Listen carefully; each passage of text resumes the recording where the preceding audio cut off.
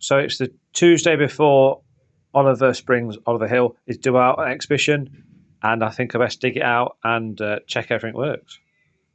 So I've taken over the son's playroom just to get the layout out. It's not been out since June.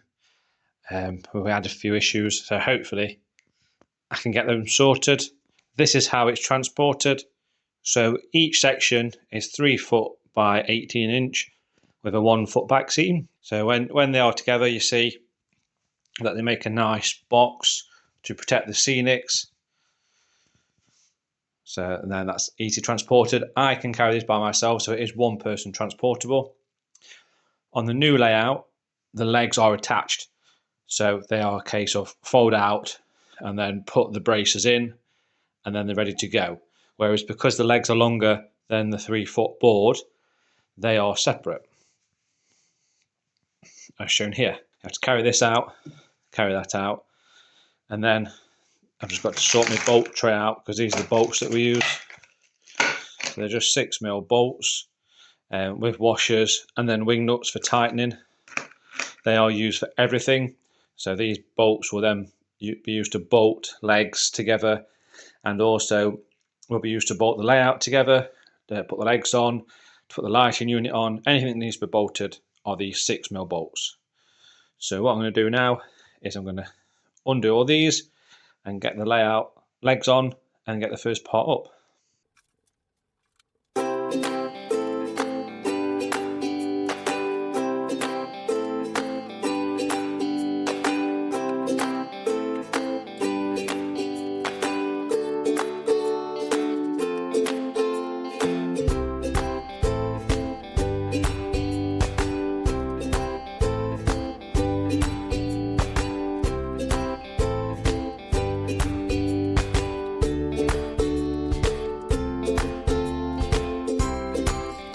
So I've got the 2 legs on. Just a quick go through. You see that these are bolted here. I've even wrote on, look, so anyone can know, if I can focus. That bolt comes out, whereas that bolt stays in. So these are the struts for the legs. Just a bit of bracing. You can see the wiring. Our point power for the CDU to power the points goes here. Then this will connect to the board with this. This leg is slightly different, as instead of bolting on the end, it bolts on top. So I've only got the one bolt in for now, and I will put this other bolt in when I stand it up. So now I'm going to stand it up and level it out.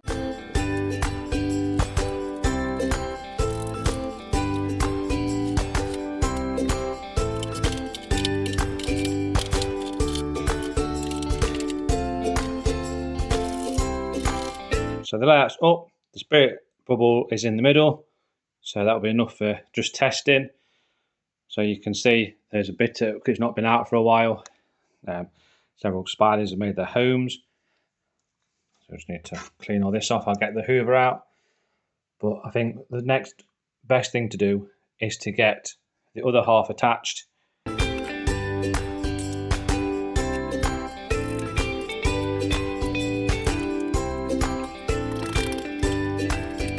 When an exhibition layout goes together, or this exhibition layout goes together, to make sure it's roughly in the right place, we have these dowels.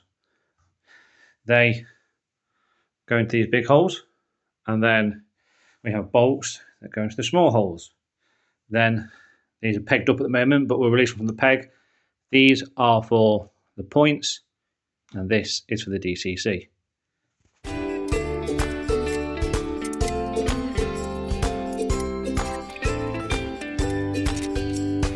The layout is now up. It's not tightened or bolted together. The method I've used for this layout is I just use, you can see there's just rail joiners. It's not the best method. On the new layout I have got copper clad sleepers, but I'm not going to change that for this one. So you can see it will need a clean. Again, don't know how well, but there's cobwebs there, so Attack of the Spiders need cleaning out.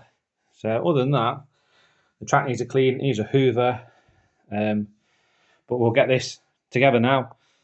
So on this board, I do it's bolted twice, so I just need to get it bolted together, get these on, and then I can level it out, tighten it, and then we can clean it.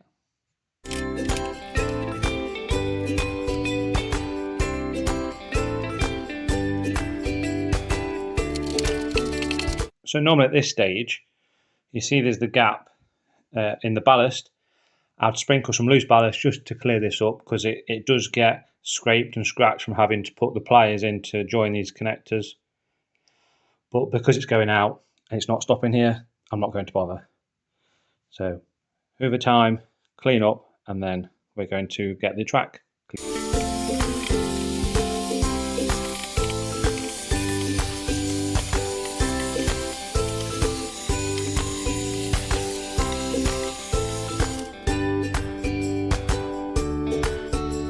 So we'll get the lights on next. This is my lighting unit.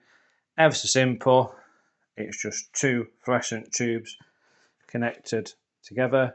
So one bolt goes in here to join it, and then this piece goes to here to give it strength, and then they're joined here on the layout.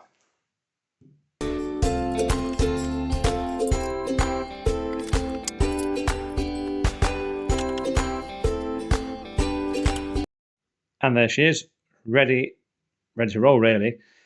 There is a curtain to go on. That goes on the front, which I'm leaving off for now. That's what the Velcro's for. And these are just extra if required. There are vehicles, which again, I'm not going to put on because it's coming down soon. We do have these, which are the two of the three exhibitions it went to. One of them didn't give out these little plaques that you get, but I am thinking I could make one to go there. Lighting units in.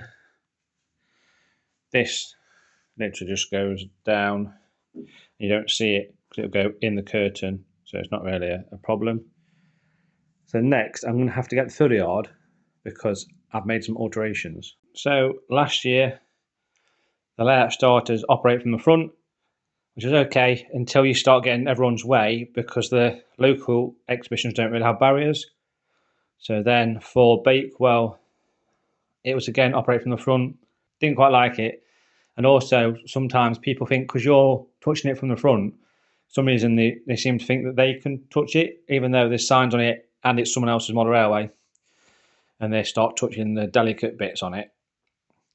So for Ruddington, we went to operate from the rear. So I am 5'10". I can operate from the rear quite happily. Paul can reach as well. He's about 5'3". So what we decided was for this exhibition, or for this year, I was going to put on this blocker, view blocker.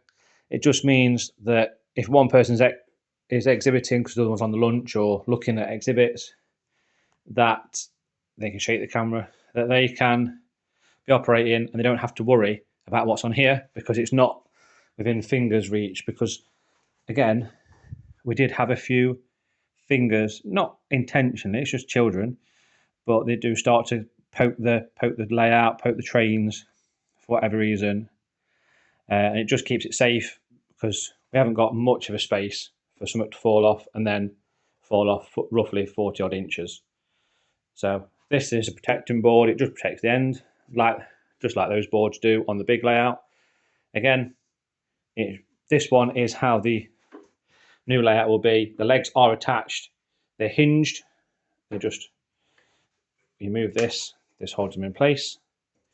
You fold them out. I bet they won't go all the way because there's a table in the way. Oh no, they do. And then on this one, because I didn't really think it through very well, you have to remove the supports only because they sit right up. If I just grab a support, they sit right against it like that, and you can't get it out, so you've got to remove the supports.